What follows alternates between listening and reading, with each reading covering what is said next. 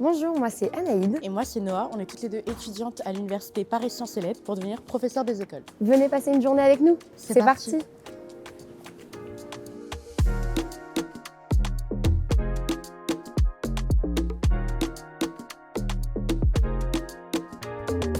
Alors aujourd'hui, journée assez classique avec un cours de mathématiques et un cours de sciences cognitives. On commence tout d'abord par un cours de maths. Allons-y.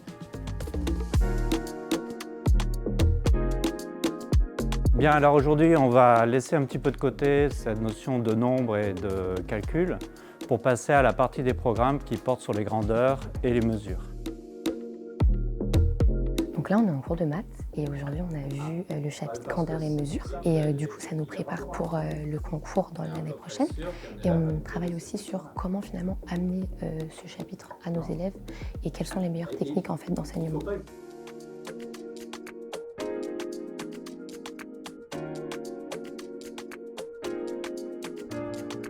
La formation pour devenir professeur des écoles APSL en partenariat avec le lycée Henri IV dure 3 ans.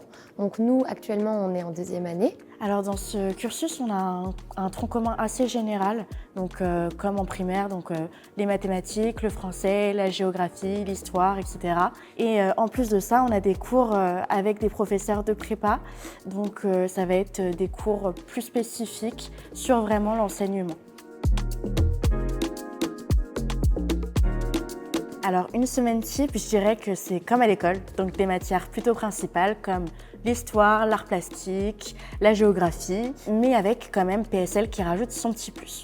Comme le cours par exemple de sciences cognitives ou alors en 2e année le cours de stratégie efficace d'enseignement. C'est vraiment trop génial. Le cours de maths est terminé. Direction sciences cognitives.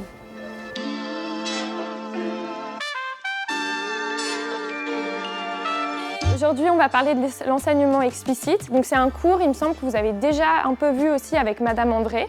Donc aujourd'hui, l'idée, c'est vraiment de revenir sur la définition de l'enseignement explicite et après de voir à quoi ça peut ressembler dans une classe. Donc je vais vous montrer un exemple avec une vidéo d'une professeure qui utilise l'enseignement explicite pour apprendre la lecture à ses élèves.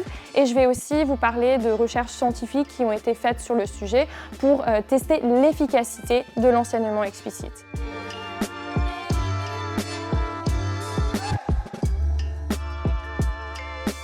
Alors là, on est en sciences cognitives, c'est une matière qui nous permet d'en apprendre plus sur la neurologie des enfants et qui nous permet d'adapter notre enseignement pour plus tard.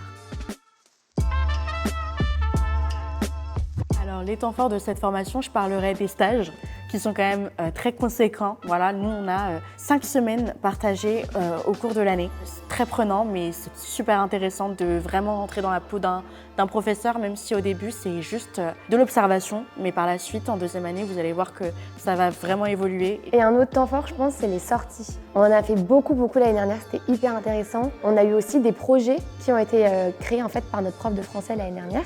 Et on est par exemple allé enregistrer des textes qu'on a écrits au théâtre de l'Odéon. Et c'était hyper intéressant et on peut aussi faire des sorties comme on est allé à l'Observatoire de Paris et on apprend vraiment plein de choses.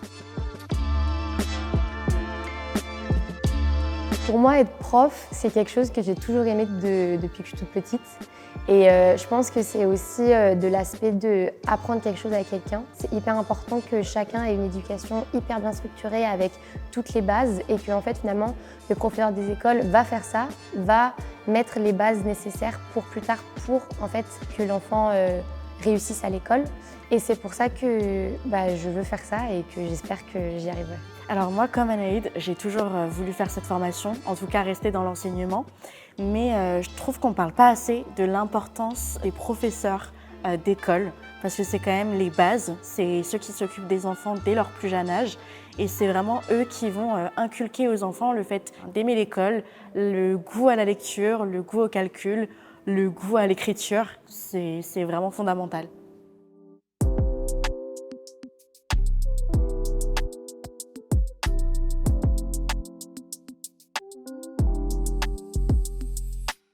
Un bon profil pour rentrer dans cette formation, je pense que c'est quelqu'un qui a des bases dans en fait toutes les matières. Parce qu'aujourd'hui, maintenant, avec toutes les spé, etc., on va spécialiser sur différentes matières et on va en oublier d'autres.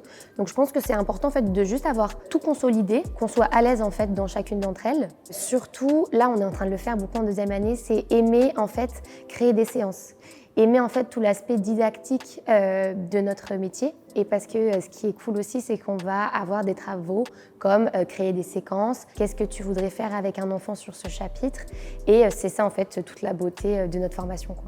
Alors la base déjà, on n'en a pas parlé, mais c'est quand même aimer les enfants. Voilà. Je pense que c'est quand même le métier que vous allez faire. Vous allez être sans cesse dans des classes avec 30 enfants, donc si vous les aimez pas, ça va être un peu compliqué. Mais sinon, en parlant de vous-même directement, il faut quand même être assez à l'aise avec les autres parce qu'on a quand même pas mal de travaux en groupe.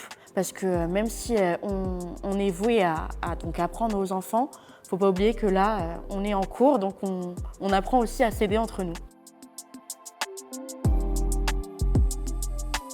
Pour intégrer la formation, vous allez sur Parcoursup, vous tapez PSL Henri IV, formation pour devenir professeur des écoles, puis vous nous trouvez.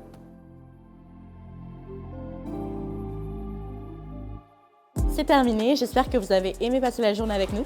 Et que ça vous a donné envie de rejoindre la formation pour devenir professeur des écoles à l'Université Paris Sciences et Lettres. Et Henri IV. Et à bientôt sur Totis.